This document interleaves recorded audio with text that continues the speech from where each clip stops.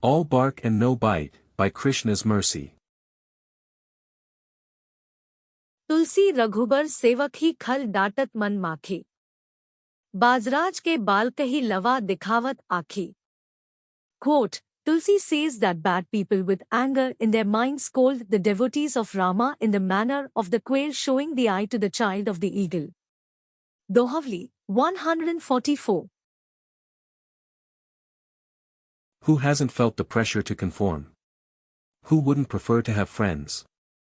Who doesn't like to be a well-respected member of the community?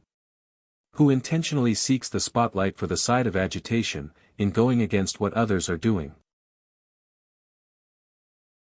Wouldn't it be easier to acquiesce? Just go along with what they are saying. How can so many people be on the wrong track? There must be something to what they are saying. Why would so many people intentionally choose to spoil their remaining time, thinking that the present life will continue forever? As the material world is the playing field for antagonism towards the Almighty, facilitating the desire to go against Dharma, those who do align with the Supreme Lord will tend to be in the minority. They might not be so popular within their circles, but Goswami Tulsidas gives assurance that the antagonists are all bark and no bite. There is the illusory energy known as Maya. She is a dedicated servant of the source of all energies, and her primary impact is to cause false identification. My body. My hands. My legs. My place of birth. My parents. My children. My friends. The truth of my identity lies in the imperishable longevity of spirit. For that which has existence, there is no end. To that which has no existence, which is actually illusion, there is no endurance. नास्तो विद्यते भावो नाभावो विद्यते सता। उभयोरपि दरिष्टोन्तस्त्वन्योस्तत्त्वदर्शिभिः. Quote, those who are seers of the truth have concluded that of the non-existent there is no endurance, and of the existent there is no cessation. This seers have concluded by studying the nature of both. Lord Krishna, Bhagavad-gita, 2.16. By the grace of the spiritual master and the lineage they represent, I might have the great fortune of dispelling this illusion. I can finally see clearly. I can understand my position with respect to the vast timeline of existence. I know my stance in juxtaposition to the origin of spirit and matter. It can take many births before someone realizes the truth. I might have been suffering for a long time in the past. I now know the way, but this does not mean that others will automatically follow along. There is no guarantee that they will agree with my objective of worshipping the Supreme Lord, of always thinking of Him, of remaining His devotee.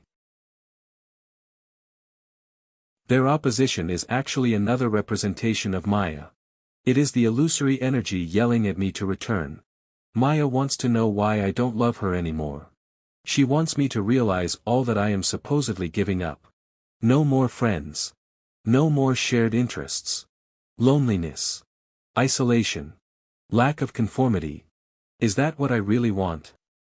Stop and think for a second. Give in to the doubt. Tulsidas compares this kind of yelling, with anger in the mind, to the quail or pheasant looking upon the child of an eagle. All the weaker bird can do is stare. There is nothing that can actually be done to change the situation. This is because the more powerful eagle is right there, keeping a watchful eye. Sri Rama protects his devotees in the same way. Their devotion never perishes. The devotion continues, whether others mock, criticize, or follow. The devotees ask for nothing in return, but Rama is not so miserly as to leave them with nothing. Yo mam jamnadi cha vetti lokmaheshwaram. Asamud samarteshu sarvapape pramuchate. Quote, he who knows me as the unborn, as the beginningless, as the supreme Lord of all the worlds he, undiluted among men, is freed from all sins. Lord Krishna, Bhagavad-gita, 10.3. In the end, what are your harsh words going to do? The person who resorts to anger has lost the argument. It is a tacit admission of defeat. If there were any intelligence to the other side, it would be openly presented, without any secrets. Rather, the truth is with the one who is always giving protection, in the manner of the eagle. In closing, truth with that one living, who protection giving, despite an envious infusion, dare not attempt intrusion, only receiving the evil eye, but on Rama to rely, that with Maya no more, of this decision sure.